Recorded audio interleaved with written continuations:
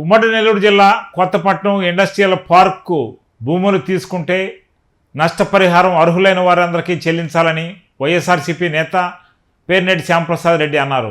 ఆయన మీడియా సమావేశం ఏర్పాటు చేశారు. ఈ సందర్భంగా ఆయన మాట్లాడుతూ ప్రభుత్వం భూములు తీసుకున్న పక్షంలో పరిహారం చెల్లించాలని, లేదంటే తీవ్రమైన ఆందోళన చేపడతామని ఆయన పేర్కొన్నారు. ప్రభుత్వంలో సుమారుగా 1000 కోట్ల రూపాయలతో టెండర్లను పిలిచి క్రిస్ సిటీ అనే ఒక ఇండస్ట్రియల్ హబ్గా ఈ ప్రాంతాన్ని డెవలప్ చేయాలని చెప్పి 2019-24 సంవత్సరాల మధ్యలో కేంద్ర రాష్ట్ర ప్రభుత్వాల సంయుక్తంగా నిర్ణయం తీసుకుని సుమారుగా 2500 ఎకరాల్లో రోడ్లు, ఇన్ఫ్రాస్ట్రక్చర్ డెవలప్మెంట్ల కోసంగా టెండర్లు పిలవడం జరిగింది. సో టెండర్లు పిలిచి టెండర్లు తీసుకున్న తర్వాత ఈ ప్రాంతానికి సంబంధించి రైతులకు సంబంధించి ఏదైతే భూములు ఆక్రమించుకొని గత 30-40 సంవత్సరాలుగా సాగు చేసుకుంటూ ఉన్నారో, అదేవిధంగా డీకేటీ కావచ్చు, అసైన్మెంట్ కావచ్చు, సీజేఎఫ్ఎస్ కావచ్చు, రైతు వారి పట్టాలకు సంబంధించిన భూములకి నష్టపరిహారం చెల్లించాలా, పూర్తి స్థాయిలో నష్టపరిహారం చెల్లించిన తర్వాతనే ఆ కాంట్రాక్టర్ని ఇక్కడికి వచ్చి పనులు చేసుకోమని చెప్పడం జరిగింది. ఈరోజు ఎవరైతే బీవీఎస్ఆర్ కన్స్ట్రక్షన్స్ అనే సంస్థకి 2024 జనవరిలో కలవడం జరిగింది. ఆ రోజు మేము చెప్పింది, ఆ రోజున్న ఏపీఐసి ఎండీ గారికి కానీ, జోనల్ మేనేజర్ గారికి కానీ, రైతులకి చెందాల్సిన నష్టపరిహారం ఏదైతే ఉందో అసైన్మెంట్కి సంబంధించి, సీజీఎఫ్ డీకేటీకి సంబంధించిన 15 లక్షల రూపాయలు, అదేవిధంగా పట్టాకి సంబంధించి 2021లో మన గూడూరు సబ్ కలెక్టర్ గోపాలకృష్ణ గారి ఆధ్వర్యంలో ఆనాటి జాయింట్ కలెక్టర్ హరీంద్ర ప్రసాద్ గారి సారథ్యంలో 21,75,000 రూపాయల పట్టా పొలానికి ఇస్తామని చెప్పి నిర్ణయం చేయడం జరిగింది రైతులందరి సమక్షంలో. అదేవిధంగా సీజీఎఫ్ఎస్, డీకేటీ, అసైన్మెంట్కి 15 లక్షల రూపాయలు నిర్ణయించడం జరిగింది. ఆక్రమణకి సంబంధించి ఆ రోజు వాళ్ళు 3 నుంచి 5 లక్షల రూపాయలు అంటే మేము కాదు 15 లక్షల్లో సగం చేయాలని చెప్పి కోరడం జరిగింది. సో అదొకటి క్లారిటీ లేకుండా ఆ రోజు ఒక డీకేటీ, సీజీఎఫ్ఎస్ మీదనే ఆ రోజు క్లారిటీ ఇచ్చారు. అదేవిధంగా పట్టా పొలానికి సంబంధించి ఇచ్చారు.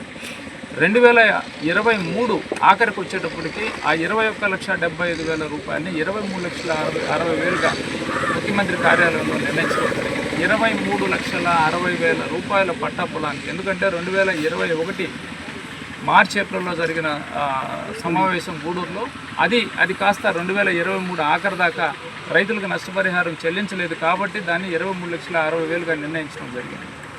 సో ఈ క్రమంలో జరుగుతున్న సందర్భంలో ప్రభుత్వాలు మారాయి, అధికారులు అయితే మారలేదు.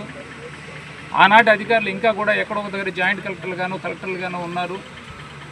ఒకసారి నిర్ణయం తీసుకొని డీకేటీలు, సీజేఎఫ్ఎస్లు, అసైన్మెంట్లు అని చెప్పి ఆక్రమణలకు సంబంధించి నిర్దిష్టంగా వాళ్ళు ఒక ధర నిర్ణయించి ఆ నిర్ణయించిన ప్రకారంగా ఎవరైతే ఆక్రమణలో ఉన్నారో, కుటుంబం పెద్దగా 5 ఎకరాలు ఉందని అంటే బిడ్డలకు ఎవరికి చెందదా? ఇంకది 5 ఎకరాలకు మించి ఉండకూడదనే సిద్ధాంతం ఎక్కడైనా జీవో ఇచ్చున్నారా? తహసీల్దార్ గారు మాట్లాడుతున్నారంటే ఈరోజు ఏమంత అవసరం ఏముంది? పచ్చని చేను, పచ్చని పంట నిర్దాక్షిణంగా డోజర్లు పెట్టి తోసుకొని వెళ్ళిపోతూ ఉన్నారు. ఏం 10 రోజులు ఇస్తే ఏమైనా అయిపోతుందా? లేదు ఈ 4 రోజులు కావాలి, ఈ నెలాఖరు దాకా ఆగితే పంట పెరుక్కుంటారు కదా, తర్వాత కూర్చొని మీరు చేయండి, ఏం చేయాలనుకుంటారో. నేను మళ్ళీ చెప్తా ఉండా, బీవీఎస్ఆర్ కన్స్ట్రక్షన్స్ కానీ, అదేవిధంగా ఈరోజు ఎవరైతే అధికారులు బెదిరిస్తున్నారో దీన్ని దయచేసి మానుకోండి. ఏదన్నా ఉంటే సమస్యని పరిష్కరించే విధానంగా, మేము ఎవ్వరూ ఇండస్ట్రీలకు వ్యతిరేకం కాదు.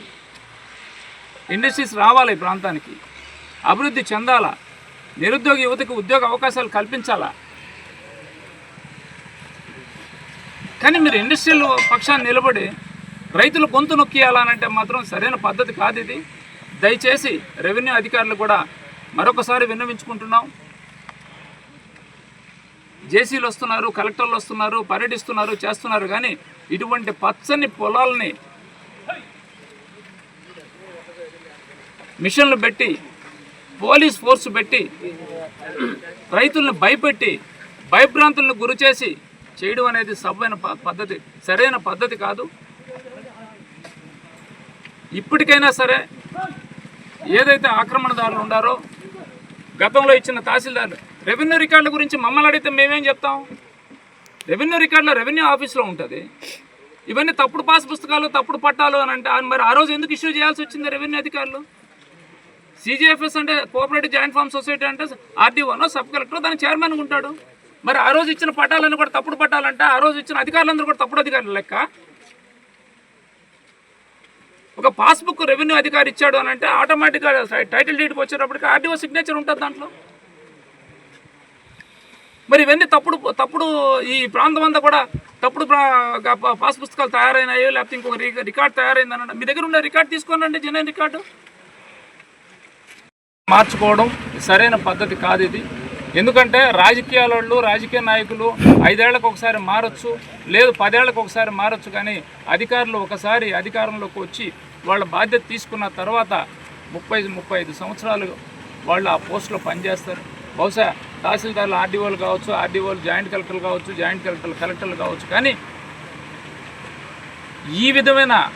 ఈ విధానాన్ని తీసుకొని వచ్చి రైతులు వేరుశనగ పంట వేసుకొని 60 రోజులు పూర్తయింది, ఇంకొక 15-20 రోజుల్లో పెరికేస్తాము, పెరికిన తర్వాత మీకు కావాల్సింది మీరు ఏ విధంగా కావాలనో ఆ విధంగా చేసుకోండి అని చెప్తే నిర్దాక్షిణ్యంగా వేసిన పంటని తొక్కించుకుంటూ ఎవరిచ్చారు వీళ్ళకి హక్కు?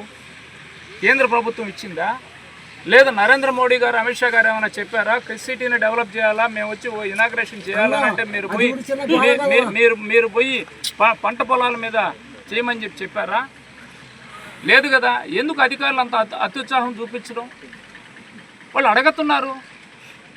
ఈరోజు ఇచ్చున్నారు DKT అని చెప్పి 2020 ఆనాటి తహసీల్దార్ గారు ఇచ్చున్నారు. క్లియర్గా జోనల్ మేనేజర్కి ఇచ్చున్నాడు. 459, 689, 691 సర్వే నంబర్లో 43 ఎకరాల 68 సెంట్లకు సంబంధించి భూమి బదలాయింపుకు సంబంధించి ఒక లెటర్ ఆ రైతుకు పంపించున్నారు. Kaltireddy Nagabhushanamma wife of Venkaiah, survey number 805లో విస్తీర్ణం 3 ఎకరాలు. FDC నెంబర్ ప్రకారం ఎక్స్టెంట్ అసైన్డ్ ఇచ్చింది 2 ఎకరాల 50 సెంట్. ఈరోజు ఈ రైతుకు కూడా కాంపెన్సేషన్ ఇవ్వమని చెప్పి మాట్లాడుతూ ఉన్నారు. ఇవ్వమని బెదిరిస్తున్నారు.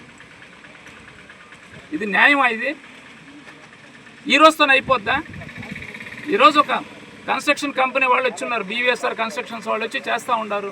మరి వాళ్ళు అధికారులతో కుమ్మక్కయ్యారా, లేదా అధికారులు కంపెనీతో కుమ్మక్కయ్యిందా, లేదు ఇద్దరు కలిసి కుమ్మక్కయ్య రైతుల్ని ఇబ్బంది పెట్టే కార్యక్రమం చేస్తున్నారా? మేము ఖచ్చితంగా ప్రతి న్యాయస్థానంలో మా పోరాటం చేస్తాం. రైతులు వచ్చి ఇక్కడ మా భూమికి సంబంధించి వారం రోజుల్లో పెరుక్కుంటామంటే మీరు బెటాలియన్లు తీసుకొని బెదిరిస్తారా? పోలీసులను తీసుకొచ్చి బెదిరిస్తారా?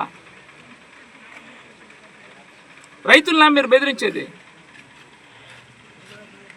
మేమేమైనా వ్యాపారం చేస్తున్నావా? భూమిని నమ్ముకుని ఉన్నాం, భూమి పుట్టినరోజు పుట్టాం ఈ ఊళ్ళల్లో. మా భూమి మా హక్కు అని చెప్పి మాట్లాడితే మమ్మల్ని బెదిరిస్తారా? తహసీల్దార్లకే అంత హక్కు ఇచ్చేస్తున్నారా? అంటే ఈ ప్రభుత్వంలో తహసీల్దార్లు ఏమి చెప్తే శాసనమా? దీనికి ఒక చట్టము, మంత్రివర్గము, లేకపోతే కేబినెట్ ఆమోదాలో, లేకపోతే ప్రభుత్వము, శాసనసభ్యులు వీళ్ళెవరు ఉండరా? ఇంకా ఈ ప్రాంతం గురించి క్షుణ్ణంగా తెలిసిన వ్యక్తి ఈనాటి శాసనసభ్యులు ఎవరైతే ఉన్నారో ప్రతి పంచాయతీ ప్రతి అణువు తెలుసు. ఎందుకంటే గతంలో మా అందరితో కలిసి ఈ ప్రాంతానికి సంబంధించి తోళశుద్ధి కర్మాగారానికి మేమందరం పోరాటం చేస్తే మాతో పాటు మా అడుగులో అడుగేసుకుంటూ మాతో పాటు నడిచిన వ్యక్తి ఈరోజు శాసనసభ్యులుగా ఉన్న పాసం సునీల్ కుమార్ గారు. మరి ఆయన కూడా ఈ ప్రాంతం గురించి కానీ, ఈ ప్రాంత వాసుల గురించి కానీ, ఈ ప్రాంత రైతాంగం గురించి కానీ మాట్లాడాల్సిన అవసరం ఉంది కదా. రైతులకి నష్టపరిహారం చెల్లించే దాంట్లో పక్షపాత ధోరణి ఎందుకు వ్యవహరించాలా? ఈ విషయానికి వస్తే దీనిలో రాజకీయాలు ఏముంది? ఈ ప్రాంత వాసుల తరపున, ఈ ప్రాంత రైతాంగం తరపున గళం ఇప్పాల్సిన బాధ్యత శాసనసభ్యులు కూడా ఉంది. కాబట్టి దయచేసి మీ మీడియా ద్వారా గౌరవ శాసనసభ్యులకి ఈ ప్రాంతం గురించి, తీర ప్రాంత గ్రామాలు ఉన్నది ఆ వ్యవసాయ భూమి, ఆ ఆక్రమణలకు సంబంధించిన ఉన్న భూమి ఏదైతే ఉందో దాని తర్వాత ఎక్కడా కూడా ఈ రైతాంగానికి సంబంధించి, మత్స్యకారులకు సంబంధించి కానీ, ఎస్టీలకు సంబంధించి కానీ, బీసీలు ఎస్సీలకు సంబంధించి కానీ ఈరోజు మన శాసనసభ్యులు చెప్తున్నారు నా ఎస్సీ నా ఎస్టీ నా బీసీ నా మైనారిటీలు అని చెప్తున్నారు. ఈ ప్రాంతంలో ఉండేది కేవలం వాళ్లే ఉండేది. ఎస్సీ ఎస్టీ బీసీ మైనారిటీలు మాత్రమే ఈ ప్రాంతంలో ఉన్నారు. మత్స్యకారులు ఉన్నారు కాబట్టి చెల్లకూరు కోట మండలాల్లో ఈరోజు ఈ భూమిని ఎవరైతే కోల్పోతూ ఉండారో సంవత్సరాలుగా మేము ఎప్పుడు ఆఫీసుకు పోయినా కూడా ఏసీబీ దగ్గర ఉంది, ఏసీబీ దగ్గర ఉంది, ఏసీబీ అధికారుల దగ్గర ఉంది రికార్డు అని చెప్పారు. మరి ఈరోజు ఎక్కడి నుంచి వచ్చారు రికార్డులు? నోటీస్ ఇచ్చిన నోటీసును కూడా 2020లో ఇచ్చిన నోటీసును కూడా ఇది కూడా తప్పుడు నోటీసు అని అంటే మరి అధికారులను సస్పెండ్ చేయాలి కదా. చేసే రైట్ ఉందా ఈరోజు వచ్చి మాట్లాడుతున్న తహసీల్దార్లకి? సో దయచేసి అధికారులు వాళ్ళ అధికార దర్పాన్ని చూపించాలా, కానీ దుర్వినియోగం అయితే చేయొద్దని చెప్పి దయచేసి మీ ద్వారా తెలియజేసుకుంటూ ఈరోజున్న శాసనసభ్యులు ఎవరైతే ఉన్నారో శాసనసభ్యులు గారు కూడా బాధ్యత తీసుకొని ఈ ప్రాంత రైతాంగానికి సంబంధించి తీర ప్రాంత గ్రామాలకు సంబంధించి రాబోయే రోజుల్లో సెకండ్ ఫేజ్ థర్డ్ ఫేజ్ ఉంటుంది. దాదాపుగా సిబిఐసి అని చెప్పి 10,000 ఎకరాల పైచులకు ఈరోజు ఈ ప్రాంతానికి సంబంధించి అక్వైర్ చేయబోతూ ఉన్నారు. సిద్ధవరం కానీ, కర్లపూడి కానీ, కొత్తపట్నం కానీ, తమ్మినపట్నం కానీ, లింగవరం, మన్నెగుంట, తూర్పు కంపూర్ దాకా కూడా భూములను అక్వైర్ చేసి ఇటువంటి దౌర్జన్యాలకి దారి తీయకుండా ఒక పద్ధతైన వాతావరణంలో రైతుల్ని పిలుచుకొని ఆక్రమణలకు సంబంధించి కానీ, సిజిఎఫ్ఎస్ డీకేటీ అసైన్మెంట్కి సంబంధించి కానీ, పట్టాలకు సంబంధించి కానీ న్యాయపరంగా చట్టబద్ధంగా ఎవరికైతే అమౌంట్ ఏ కుటుంబానికైతే నష్టపరిహారం చెందాలనో వాళ్ళకి చెందే విధంగా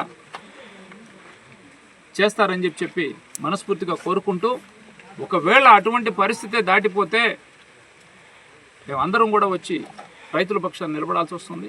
వైఎస్ఆర్ కాంగ్రెస్ పార్టీ వీళ్ళకి అందరికీ కూడా అండగా నిలబడతాం.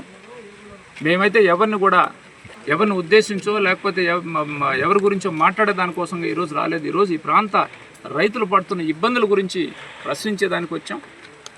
ఖచ్చితంగా వీటికి తొందరలోనే నష్టపరిహారానికి సంబంధించి ఈ రైతులకు అందరికీ కూడా న్యాయం జరుగుతుందని చెప్పి తెలియజేసుకుంటూ మరొకసారి మనం అందరం కూడా రాబోయే రోజుల్లో కలిసికట్టుగా ఎవరైతే నష్టపరిహారాన్ని కోల్పోతున్నారో వాళ్ళందరి పక్షాన నిలబడి మనం గతంలో ఏ విధంగా అయితే తోళ్ల పరిశ్రమకు సంబంధించి ఉద్యమం చేశామో అదేవిధంగా అందరం కలిసికట్టుగా ఈ ప్రాంత అభివృద్ధి కోసం, ఈ ప్రాంత వ్యాపార పరంగా అభివృద్ధి చెందాలని చెప్పి అదేవిధంగా రైతులకి ప్రతి ఒక్క అర్హత కలిగిన ప్రతి రైతుకు కూడా నష్టపరిహారం చెల్లించే విధంగా ప్రభుత్వం మీద అదేవిధంగా శాసనసభ్యుల మీద ఒత్తిడి తీసుకొచ్చి అధికారుల మనసులు మారి ఎవరైతే ఆక్రమణదారులు ఉన్నారో ఆక్రమణదారుల ప్రతి ఒక్కరికి కూడా ప్రతి సెంటుకు కూడా నష్టపరిహారం అందించే విధంగా నేను ముందుంటానని చెప్పి మీకు ఈరోజు తెలియజేసుకుంటూ, ఈరోజు ఇంత పెద్ద ఎత్తున వచ్చి ఈ గ్రామాలకు సంబంధించిన రైతులందరూ కూడా వచ్చి పాల్గొన్నందుకు మరొకసారి మీకు అందరికీ కూడా హృదయపూర్వక ధన్యవాదాలు తెలియజేసుకుంటాను. మా కొత్తపట్నం గ్రామ పంచాయతీలోని ఈ క్రిస్ సిటీలో జరుగుతున్నటువంటి భూమి సేకరణ విధానాన్ని చూట్టుకు మా యొక్క నాయకులు పెద్దలు వైఎస్ఆర్ కాంగ్రెస్ పార్టీ రాష్ట్ర కార్యదర్శి అయినటువంటి పేర్నటి శ్యాంప్రసాద్ గారు ఇక్కడ విచ్చేయడం జరిగింది. ఆయన యొక్క సమక్షంలో ఈ యొక్క పంచాయతీలో జరిగేటువంటి ఈ భూసేకరణ ఏ విధంగా ఉంది, దీంట్లో ఎట్లాంటి అవకతవకలు జరుగుతున్నాయో చూడటానికి మా నాయకులు చేశారు. వారికి మా పంచాయతీ తరఫున మేము ధన్యవాదాలు తెలియజేసుకుంటున్నాం. ఎందుకంటే ఈ పంచాయతీలో గత 2018 నుంచి ఇక సిబిఎస్ఈ ప్రాజెక్టు రావడం జరిగింది. అయితే 2018లో వచ్చిందే కానీ దాని యొక్క విధానం అట్లాగే కుంటిపడిపోయింది. దాని తర్వాత మా యొక్క ప్రభుత్వం వైఎస్ఆర్ కాంగ్రెస్ పార్టీ వచ్చిన తర్వాత మా యొక్క నాయకులు వైఎస్ఆర్ కాంగ్రెస్ పార్టీ రాష్ట్ర కార్యదర్శి అయినటువంటి శ్యాంప్రసాద్ గారి యొక్క నాయకత్వంలో అప్పుడు ఉన్నటువంటి గోపాలకృష్ణ గారు సబ్ కలెక్టర్ గారి యొక్క అధ్యక్షతన ఆ రోజు మా పంచాయతీలో ఉన్నటువంటి ల్యాండ్స్ అన్నిటికి కూడా ఒక అవార్డు ప్రకటించడం జరిగింది. దాంట్లో భాగంగా ముఖ్యంగా ఇక్కడ ఉన్నటువంటి డీకేటీ పట్టాలకు 15 లక్షలు, అదేవిధంగా సెటిల్మెంట్ పట్టాలకు 21,75,000 రూపాయల లెక్కన ఆ రోజు ఏర్పాటు చేయడం జరిగింది. అయితే కొంతమందికి ఆ యొక్క ప్రభుత్వంలో కొంత అమౌంట్స్ కూడా ఇచ్చారు. డీకేటీ పట్టాలకి సిజిఎఫ్ఎస్కి అన్నిటికి కూడా 15 లక్షల లెక్కన ఇచ్చారు. అదేవిధంగా పట్టా భూములకు కూడా ఇచ్చారు. అయితే అనివార్య కారణాల వల్ల మన ప్రభుత్వం రాకపోవడం అనేది మన 24లో జరిగినటువంటి ఒక దురదృష్టకరమైన విధానంతో జరిగింది. కానీ ఇప్పుడు దాన్ని కొనసాగిస్తూ కేంద్ర ప్రభుత్వం ఈ యొక్క ప్రాజెక్ట్ని ముందుకు తీసుకెళ్తూ ఈ క్రిస్ సిటీ అనేటువంటి ఈ యొక్క ఏరియాలో మా పంచాయతీలో 946 ఎకరాలని తీసుకుంటున్నారు. 470 ఎకరాలు సుమారుగా అనాధీనం అని చెప్పి తేల్చారు. మేము గత నుంచి కూడా మేము ప్రభుత్వ అధికారులకు కానీ ఇప్పుడు కూడా చెప్తూ ఉన్నాం, అయ్యా 470 ఎకరాలు ఇది అనాధీనం లేదు, మాకు ఆల్రెడీ పట్టాలు ఇచ్చున్నారు, వాటి యొక్క విధానంలో కూడా మీరు అన్ని చూడండి అని చెప్తే ఏ ఒక్క అధికారి కూడా మా యొక్క ప్రార్థనని మా యొక్క విన్నపాన్ని ఎవరు కూడా దాన్ని ఆలకించకుండా మా రైతుల్ని చాలా అన్యాయంగా ఈరోజు 470 ఎకరాలు మీకు అనాధీనం కిందే మీకు ఇస్తామని చెప్పడం చేశారు. సరే ఓకే, అట్టాగే మా వాళ్ళందరూ కూడా కొంతమంది ఇంకెందుకు 8 లక్షల లెక్కన ఇస్తామని చెప్పారని కొంతమంది ఓకే అయితే కూడా దాంట్లో మళ్ళీ అబ్జెక్షన్స్ ఉన్నాయని సుమారుగా 120 ఎకరాలకు మాత్రమే మీకు అబ్జెక్షన్స్ లేవు, మిగతా మొత్తం ఈ యొక్క 250 ఎకరాలు పైచులకు అవన్నీ కూడా మొత్తం ఈ యొక్క అబ్జెక్షన్స్ ఉన్నాయని దాన్ని మళ్ళీ పక్కన పెట్టారు. సరే పోనీ అయ్యా, మాకు పట్టాలు ఆల్రెడీ గతంలో ఇచ్చారు, మీరు ఏపీఎస్సీలో గత ఒక 20 సంవత్సరంలో ఏపీఎస్సీ జోనల్ మేనేజర్ గారు పంపించినటువంటి నోటీస్ ప్రకారం కూడా డీకేటీ ఉంటే వాటిని కూడా ఇది కూడా మీకు డీకేటీ పట్టాలు లేవు, వీటిని కూడా ఓన్లీ మీరు అనాధీనం లెక్కలో తీసుకుంటే డబ్బులు వస్తాయి, లేకపోతే ఈ డబ్బులు కూడా రావని మా యొక్క పంచాయతీలో ఈరోజు స్పెషల్గా వచ్చినటువంటి ఈ యొక్క ఎంఆర్ఓ వాళ్ళు, ఉదాహరణకు బాలాపల్లి ఎంఆర్ఓ అయితే మాత్రం అదేవిధంగా ఇక్కడ ఉన్నటువంటి ఎస్సీలు ఎస్టీలు బీసీల యొక్క రైతుల్ని బెదిరిస్తున్నారు. దయచేసి దీన్ని మీరు పరిశీలించండి, మీరు కావాలంటే మొత్తం రైతులందరినీ కూడా ఎంక్వైరీ చేసుకోండి. ఈ విధంగా చేయడం ఎంతవరకు ధర్మం ఒకసారి ఆలోచించండి. మీరు గత 2020లో ఇచ్చినటువంటి ఏపీఎస్సీ జోనల్ మేనేజరు డీకేటీ పట్టాని ఇస్తే ఆయన ఏం చెప్తారంటే డీకేటీ పట్టా సీజీఎఫ్ఎస్ ల్యాండ్ ఈ రెండు కూడా 2018లోనే దీన్ని రద్దు చేసేసాము, మీకు డబ్బులు ఇవ్వమని చెప్పంటారు. అయితే రద్దు చేస్తుంటే 2018లో రద్దు చేస్తుంటే 2022లో డీకేటీకి సీజీఎఫ్ఎస్కి డబ్బులు ఎట్లా ఇచ్చారు? అప్పుడు వైఎస్ఆర్ గవర్నమెంట్ వైఎస్ జగన్మోహన్ గారి ప్రభుత్వంలో ఈ 15 లక్షల రూపాయలకి ఇచ్చినటువంటి దాఖలాలు ఉన్నాయి. అవి ఎట్లా ఇచ్చారు? ఎందుకని మాకు ఇప్పుడు ఇక్కడికి వచ్చేటువంటి తహసీల్దార్ గారు ఇక్కడ ఉన్నటువంటి అమాయకులు అని వాళ్ళని తప్పుదోవ పట్టించే విధంగా చేస్తున్నారు. దీన్ని మేము చాలా తీవ్రంగా ఖండిస్తున్నాం. అదేవిధంగా మాకు ఎటువంటి కంపెన్సేషన్ ఇవ్వకుండానే దౌర్జన్యంగా వేరుశనగ పంట వేసుకుంటాం, దాన్ని ఒక 20 రోజుల్లో పెరుక్కుంటాం సార్, అప్పుడైనా మీరు వేసుకోండి, అట్లాగే ఏదో విధంగా మీరు చెప్తున్నారు కదా మీరు ఎంత ఇస్తే అంత తీసుకుంటామని మా ఎస్సీ రైతులు, బీసీ రైతులు, ఎస్టీ రైతులు వాపోతుంటే కూడా దౌర్జన్యంగా ఈ యొక్క పంటలు తొక్కేసుకుంటూ జేసీపీలతో ట్రాక్టర్లతో తొక్కేస్తూ ఈరోజు రోడ్లు వేసే పరిస్థితి తీసుకొచ్చారు. ఏమైపోయిందా ఈరోజు? ఇప్పుడు ఎన్నో సంవత్సరాల నుంచి వచ్చిన ప్రాజెక్టు రాత్రే రోడ్లు వేసి రాత్రి ఇంత డెవలప్మెంట్ చేయాలనేటువంటి విధానం ఉందా? రైతుని ఈరోజు రోడ్డును పడేసి రైతే దేశానికి వెన్నెముక అనేటువంటి ఈ యొక్క దేశంని ఈరోజు జై కిసాన్ జై జవాన్ అనేటువంటి ఈ యొక్క మన భారతదేశంలో రైతును నాశనం చేసేటువంటి విధానాన్ని ఏ ప్రభుత్వం ఇచ్చిందో మాకైతే అర్థం కావట్లేదు. దయచేసి మా యొక్క నాయకుల యొక్క వాళ్ళ యొక్క సమక్షంలో మేము తెలియజేసేదంటే ఇక్కడ ఉన్నటువంటి రైతుల యొక్క గోడు ఏంటంటే మా యొక్క నాయకులకి చెప్పుకోవడానికే ఈరోజు ఆయన మేము ఆహ్వానించాం. ఆయనకి ఇక్కడ ఉన్నటువంటి రైతుల యొక్క గోడు తెలుసుకొని మాకు తగిన న్యాయం చేయాలి. ఒకవేళ ఇప్పుడు జరగకపోతే రాబోయేటువంటి జగన్ ప్రభుత్వంలో మళ్ళీ జగన్ ప్రభుత్వం వస్తుంది. ఆ ప్రభుత్వంలో అయినా సరే మా నాయకులు మన యొక్క మాజీ ముఖ్యమంత్రి వారికి శ్రీ జగన్మోహన్ గారు ఈ యొక్క విషయాలన్నీ కూడా తెలియపరిచి మా రైతులందరూ కూడా రాబోయే కాలంలో మేము న్యాయం చేసే విధంగా చూస్తారని దానికోసంగా మా నాయకుల్ని ఇక్కడ పిలవడం జరిగింది. అయితే రేపు జరిగే విషయాలు ఎట్టున్నా ఉన్నా కానీ ఇప్పుడు మాత్రం తక్షణం మా నాయకుల యొక్క సమక్షంలో మేమైతే రాబోయేటువంటి కాలంలో ఇంకా కూడా ఈ యొక్క కార్యక్రమాలని ఉధృతంగా చేసి చట్ట ప్రకారంగా ఎటువంటి నిర్ణయాలు తీసుకోవాలో, చట్ట ప్రకారంగా ఎట్లాంటి దీని మీద డెసిషన్ తీసుకురావాలో మా యొక్క నాయకుల యొక్క అధ్యక్షతన ప్రతి ఒక్క ఈ యొక్క ఇక్కడ ఉన్నటువంటి ఎస్సీ రైతులకు కానీ, బీసీ రైతులకు కానీ, ఎస్టీ రైతులకు కానీ, మైనారిటీ రైతులకు అందరూ కూడా న్యాయం జరిగే విధంగా మా నాయకులు చేస్తారని మేము ఆశిస్తూ ఈ యొక్క కార్యక్రమానికి విచ్చేసినటువంటి మా నాయకులకు మరొకసారి ధన్యవాదాలు తెలియజేసుకుంటూ మాకు జరిగేటువంటి అన్యాయాన్ని మరొకసారి అన్నీ కూడా పరిశీలించి మా నాయకులు మా రైతులందరికీ కూడా ఈ యొక్క కొత్తపట్నంలో పంచాయతీలో ఉన్నటువంటి ప్రతి రైతుకి న్యాయం చేసే విధంగా ఆయన వ్యవహరిస్తారని